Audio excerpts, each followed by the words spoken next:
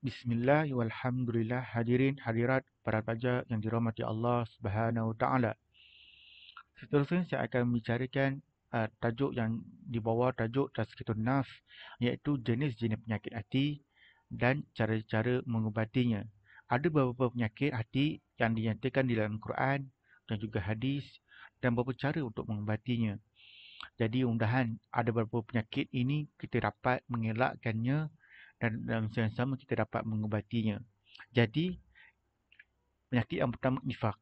Nifak ini para pelajar bermaksud iaitu seseorang itu dia menyembunyikan kebenaran ataupun keimanan. Nampak zahirnya dia beriman tetapi dia tak beriman. Nampak zahirnya dia benar tapi dalam dirinya penuh dengan kedustaan. Ini antara yang penting. Sebab tu Nabi sebut ayatul munafik salas. Ciri-ciri munafik ni ada 3. Iza hadasa kazaba.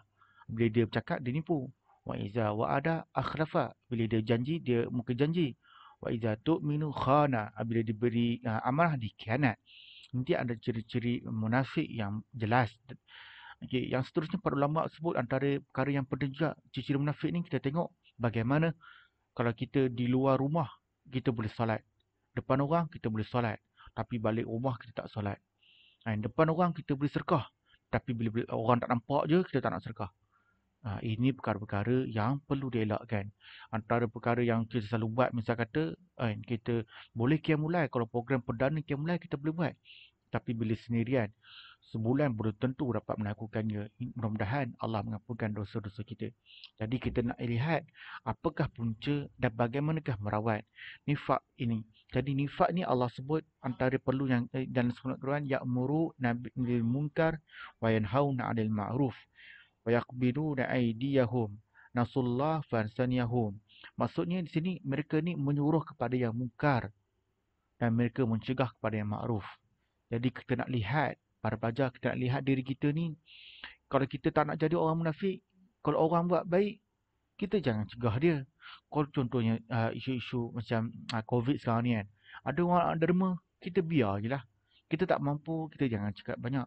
Kan? Kita biar dia nak buat apa, dia buat. Lepas tu janganlah kita pergi merosakkan rancangan tersebut. Jadi ini akan menunjukkan sesuatu perkara ada penyakit nifak dalam diri kita. Bukan bermakna kita nak mengata dia, tapi kita nak tengok diri kita. Jangan tengok orang lain. Kita tengok diri kita ni, tengok jiran-jiran kita. Kita tengok dengan hubungan kita dengan keluarga dan sebagainya.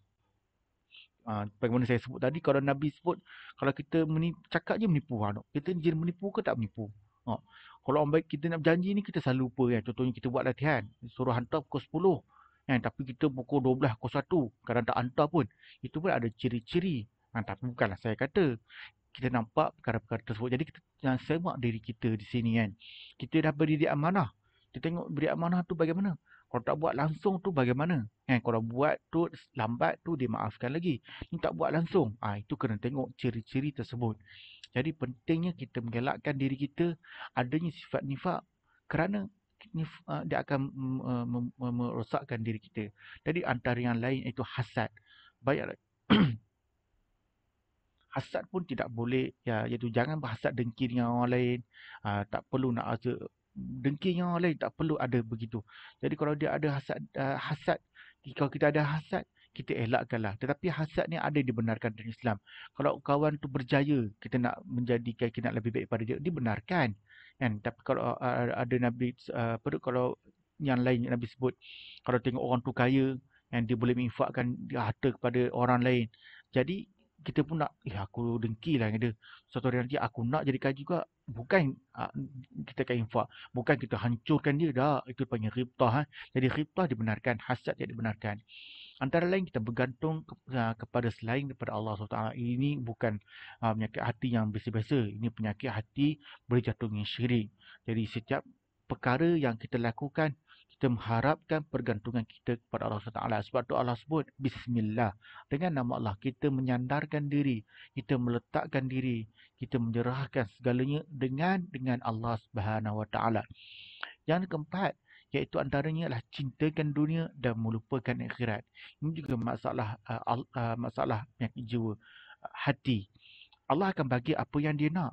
Kan? Sebab tu boleh dia dapat ke dunia menjadi kaya, tapi di akhirat dia tak akan dapat apa-apa.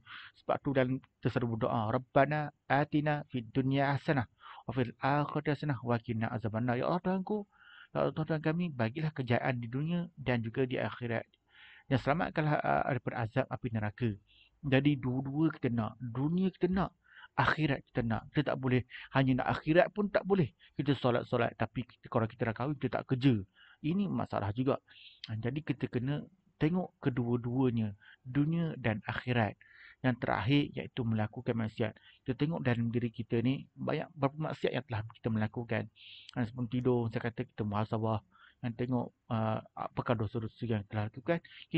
Dan kita nanti tak kata saya kata cara mengatanya. Jadi kalau kita melakukan maksiat, itu pun dah hampir membawakan penyakit hati ni, kita dah makin banyak. Sebab tu kita kalau boleh, kalau kita dah buat maksiat, kita kena check apa dah berlaku ni, apa yang berlaku ni. Sama ada maksiat kecil ataupun maksiat besar. Apapun, semua ni adalah penyakit hati. Dan bila ada penyakit hati ni, ada cara mengubatinya. Dan tidak ada, maksudnya manusia ni sentiasa akan buat kesilapan. Dan bermakna dan Allah sentiasa akan mengampunkan. Dan itu setiap penyakit hati ini ada rawatannya. Dan rawatannya saya akan jelaskan pada video yang seterusnya. Adapun yang paling penting para pelajar hadirin hadirat dan saya sendiri, kita berusaha sama-sama supaya kita ada penyakit hati ini kita buang. Dan kita ada masalah tekanan perasaan kita buang.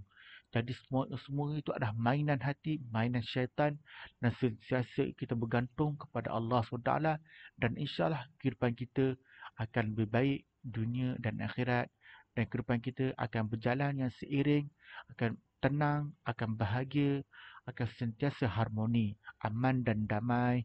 Segala-galanya ada siknya kita sentiasa membersihkan hati kita dan sentiasa mendekatkan diri kita kepada Allah Subhanahu Wa Taala. Wallahu a'lam. Assalamualaikum warahmatullahi wabarakatuh.